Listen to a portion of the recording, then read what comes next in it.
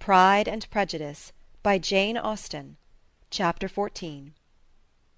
During dinner Mr. Bennet scarcely spoke at all, but when the servants were withdrawn, he thought it time to have some conversation with his guest, and therefore started a subject in which he expected him to shine, by observing that he seemed very fortunate in his patroness. Lady Catherine de Bourgh's attention to his wishes, and consideration for his comfort, appeared very remarkable. Mr. Bennet could not have chosen better. Mr. Collins was eloquent in her praise. The subject elevated him to more than usual solemnity of manner, and with a most important aspect he protested that he had never in his life witnessed such behaviour in a person of rank, such affability and condescension, as he had himself experienced from Lady Catherine. She had been graciously pleased to approve of both of the discourses which she had already had the honour of preaching before her. She had also asked him twice to dine at Rosings, and had sent for him only the Saturday before to make up her pool of quadrille in the evening. Lady Catherine was reckoned proud by many people he knew, but he had never seen anything but affability in her.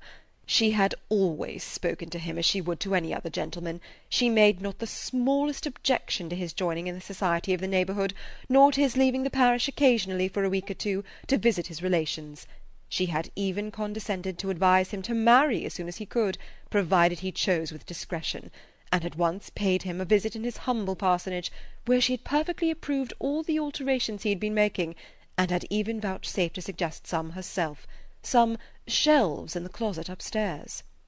"That is all very proper and civil, I am sure," said Mrs. Bennet, "and I dare say she is a very agreeable woman. It is a pity that great ladies in general are not more like her. Does she live near you, sir?" "The garden in which stands my humble abode is separated only by a lane from Rosings Park, her ladyship's residence." "I think you said she was a widow, sir. Has she any family?" "She has only one daughter, the heiress of Rosings, and of very extensive property." "Ah," said Mrs. Bennet, shaking her head, "then she is better off than many girls. And what sort of young lady is she? Is she handsome?" "She is a most charming young lady indeed. Lady Catherine herself says that, in point of true beauty, Miss de Bourgh is far superior to the handsomest of her sex, because there is that in her features which marks the young lady of distinguished birth. She is unfortunately of a sickly constitution, which has prevented her from making that progress in many accomplishments which she could not have otherwise failed of, as I am informed by the lady who superintended her education, and who still resides with them. But she is perfectly amiable, and often condescends to drive by my humble abode in her little phaeton and ponies." "Has she been presented? I do not remember her name among the ladies at court." "Her indifferent state of health unhappily prevents her being in town, and by that means, as I told Lady Catherine one day, has deprived the British court of its brightest ornament. Her ladyship seemed pleased with the idea, and you may imagine that I am happy on every occasion to offer those little delicate compliments which are always acceptable to ladies. I have more than once observed to Lady Catherine that her charming daughter seemed born to be a duchess, and that the most elevated rank, instead of giving her consequence, would be adorned by her. These are the kind of little things which please her ladyship, and it is a sort of attention which I conceive myself peculiarly bound to pay." "You judge very properly," said Mr. Bennet, "and it is happy for you that you possess the talent of flattering with delicacy.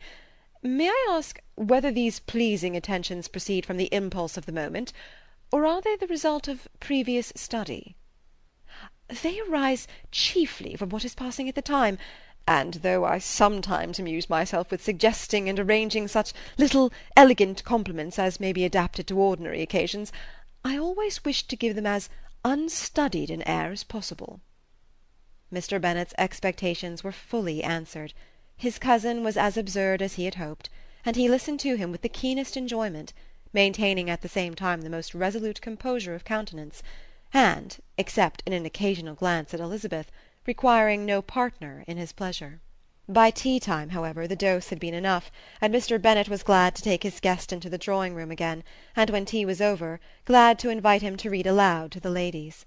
Mr. Collins readily assented, and a book was produced, but on beholding it, for everything announced it to be from a circulating library, he started back, and, begging pardon, protested that he never read novels. Kitty stared at him, and Lydia exclaimed. Other books were produced, and after some deliberation he chose Fordyce's Sermons.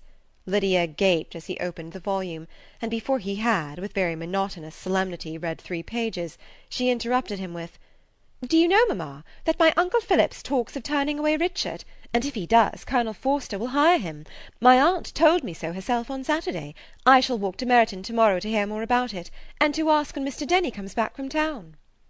Lydia was bid by her 2 eldest sisters to hold her tongue, but Mr. Collins, much offended, laid aside his book, and said, "I have often observed how little young ladies are interested by books of a serious stamp, though written solely for their benefit. It amazes me, I confess, for certainly there can be nothing so advantageous to them as instruction. But I will no longer importune my young cousin." Then, turning to Mr. Bennet, he offered himself as his antagonist at backgammon.